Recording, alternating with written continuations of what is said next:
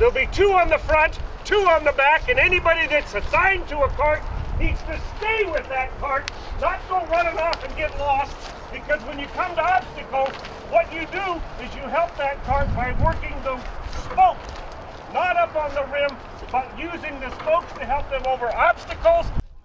Thursday night, Boy Scouts from 5 different troops camped out at Sturm Museum as they prepared to make a trek along the Mormon Trail. The Boy Scouts loaded their wagons early Friday morning and prepared to begin their trek. Assistant Scoutmaster of Troop 114, Chad Nabity, said the event was showing the Scouts the history of the area.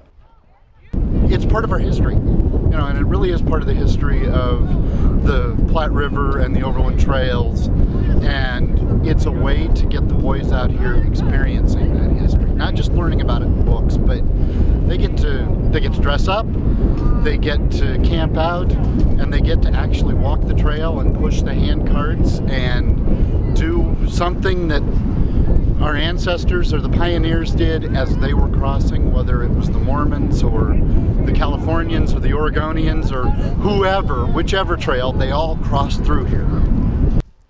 Nabity said the Scouts would do more than just walk the trail.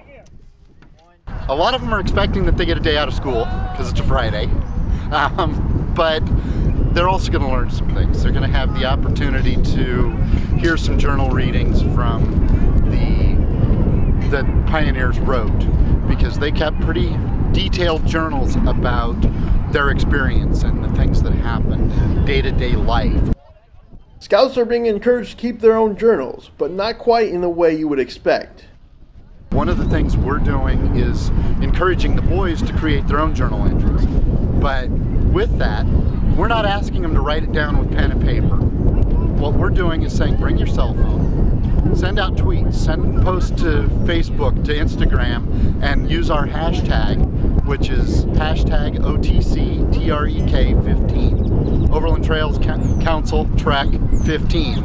And what we're really hoping is that 50 years from now, 100 years from now, we'll have boys that are doing this again, and they'll be able to look back at those original journal entries, and then they'll be able to look back at our journal entries and see what we did. What are the differences? What's it like between now and then? Letting the Scouts use their cell phones on the trail is about showing them how to use their phones responsibly.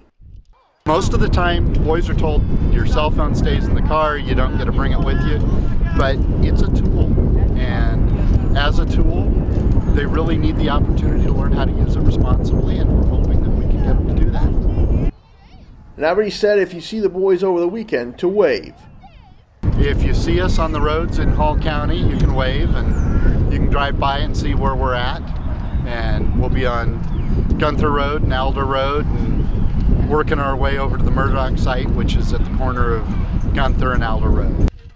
The Scouts are expected to be back at Sturm Museum Saturday afternoon, where they will clean up and return to their modern lives. Until then, they will move forward one step at a time. Reporting from Sturm Museum, I'm Zach Mayhew.